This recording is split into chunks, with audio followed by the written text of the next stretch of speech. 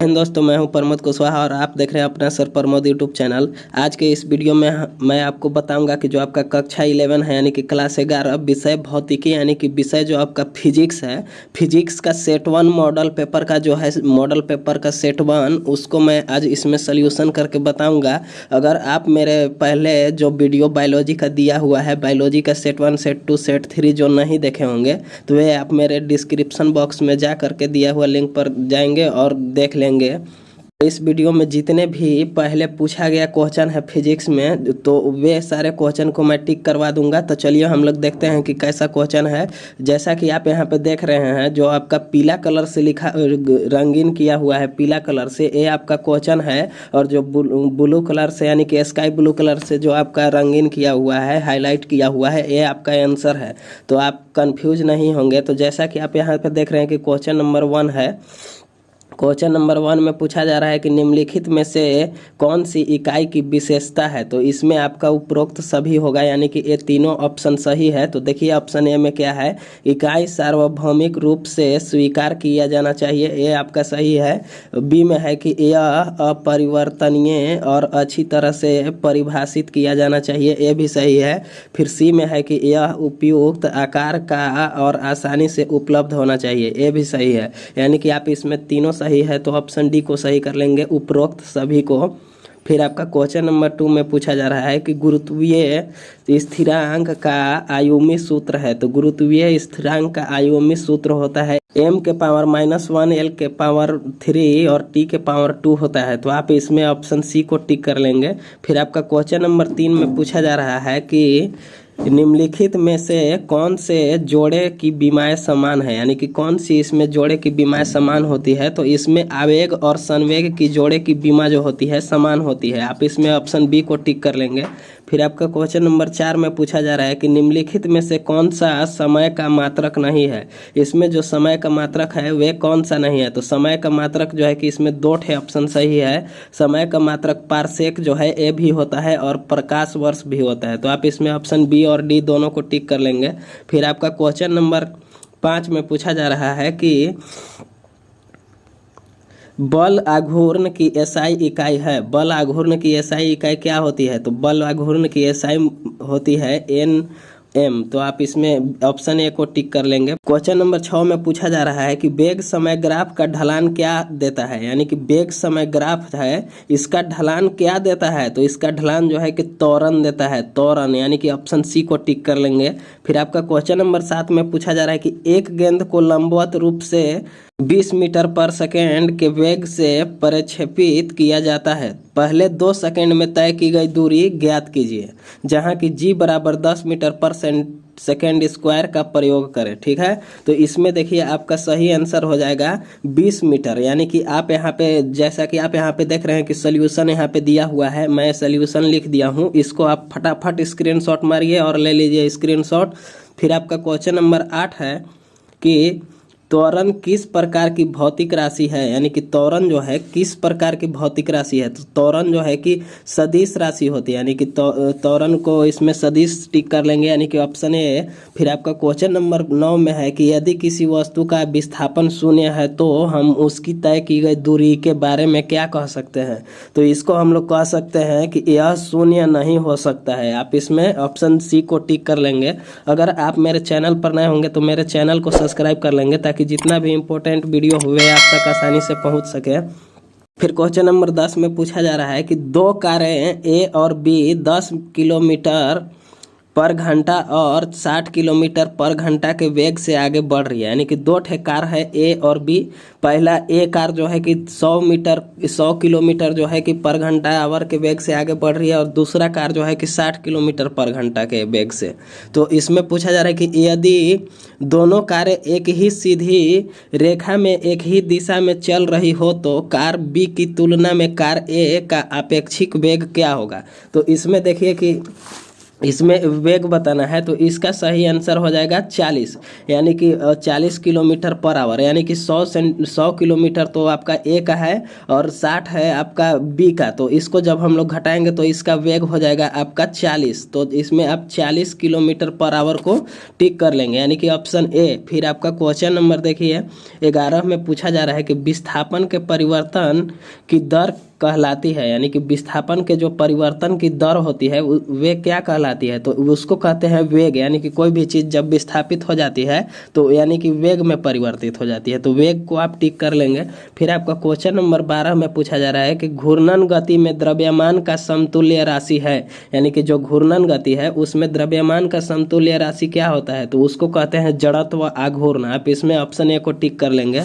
फिर आपका question number 13 में पूछा जा रहा है कि एक साथ क्षैतिज रूप से और एक ही स्थान से अलग अलग गति के साथ 2 गोलियां चलाई जाती है, कौन सी गोली पहले जमीन से टकराएगी, तो इसमें आपका द्रव्यमान पर निर्भर करता है, यानी कि ऑप्शन डी को टिक कर लेंगे। कौन सा गोली का द्रव्यमान कैसा है उसके द्रव्यमान पर निर्भर करेगा। फिर इसमें आपका क्वेश्चन नंबर 14 पूछा जा रहा है कि देखिए इसमें क्या पूछा जा रहा है, पूछा जा रहा है कि 2 सदिश राशियों वेक्टर के बीच निम्नलिखित में से किस संचालन के कारण हमें जो सदिश राशि मिलेगा वह दोनों सदिश राशियों पर लंबवत होगा, तो इसमें आपका ऑप्शन घ सही हो जाएगा। आप इसमें ऑप्शन घ को टिक कर लेंगे। फिर आपका क्वेश्चन नंबर 15 में पूछा जा रहा है कि किसी वस्तु का जड़त्व आघूर्ण किस पर निर्भर करता है, तो कोई भी वस्तु का जड़त्व आघूर्ण जो है वस्तु का कोणीय वेग पर निर्भर करता है, यानी कि आप ऑप्शन इसमें डी को टिक कर लेंगे। फिर आपका क्वेश्चन नंबर 16 में पूछा जा रहा है कि प्रेक्ष्य की क्षैतिज सीमा अधिकतम होने के लिए प्रेक्षण का कोण क्या होता है, तो इसमें आपका 45 डिग्री होगा। आप ऑप्शन ए को टिक कर लेंगे। फिर आपका क्वेश्चन नंबर 17 है कि प्रेक्ष्य गति के लिए निम्नलिखित में से कौन सा स्थिर रहता है, तो इसमें आपका सही आंसर सी हो जाएगा। वेग की क्षैतिज घटक जो होती है स्थिर रहता है, इसमें आपका सही आंसर सी हो गया। फिर आपका क्वेश्चन नंबर 18 है कि जब कोई बस अचानक टर्न लेती है तो यात्री बाहर की ओर क्यों फेंका जाता है, यानी कि जब कोई बस जो है कि डायरेक्ट टर्न ले लाएगा, यानी कि सीधी रेखा में जा रहा है तो डायरेक्ट घूम जाता है, तो यात्री जो है कि क्यों बाहर की ओर फेंका जाते हैं, तो इसका आपका सही आंसर हो जाएगा ए, यानी कि गति की जड़ता, यानी कि गति की जो जड़ता होता है उसी के कारण जो है कि बस चलती हुई बस को जब टर्न किया जाता है तो यात्री लोग जो जिस रास्ते में गति करती है बस उसी रास्ते में जो यात्री लोग होते हैं वे भी गति करने लगते हैं, और जैसे ही बस टर्न लेती है वे आगे की ओर फेंका जाते हैं, तो इसमें आप ऑप्शन ए को टिक कर लेंगे, गति की जड़ता।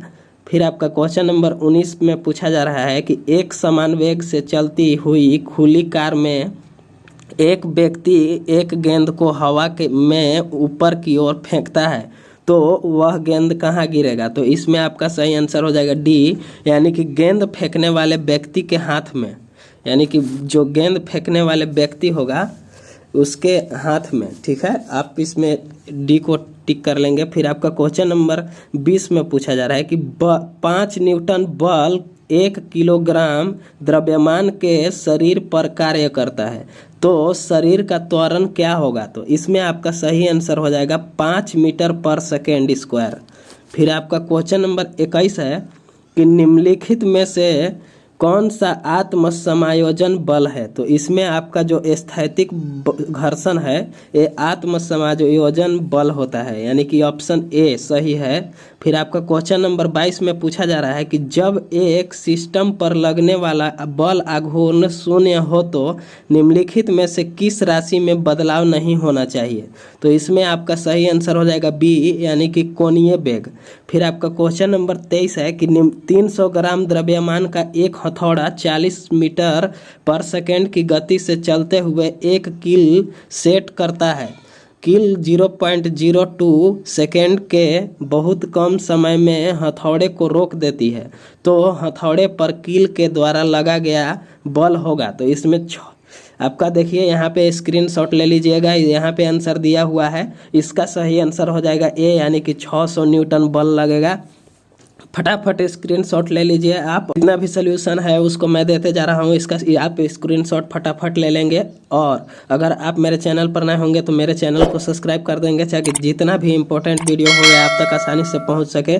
फिर आपका क्वेश्चन नंबर 24 में पूछा जा रहा है कि 40 किलोग्राम द्रव्यमान की एक गोली को 8 केजी द्रव्यमान की बंदूक से 800 मीटर पर सेकंड के वेग से दागा जाता है, तो बंदूक के पीछे हटने के वेग की गणना कीजिए। तो इसमें देखिए आपका आंसर यहाँ पे दिया हुआ है, आप इसका स्क्रीनशॉट ले लीजिए। इसमें आपका सही आंसर हो जाएगा डी, ऑप्शन डी। आप इसमें ऑप्शन डी को टिक कर लेंगे, -4 मीटर पर सेकेंड। फिर आपका क्वेश्चन नंबर 25 है कि 3 केजी द्रव्यमान को 5 मीटर पर सेकेंड स्क्वायर और 4 केजी द्रव्यमान को 4 मीटर पर सेकेंड स्क्वायर पर गति देने के लिए आवश्यक बल क्या होगा।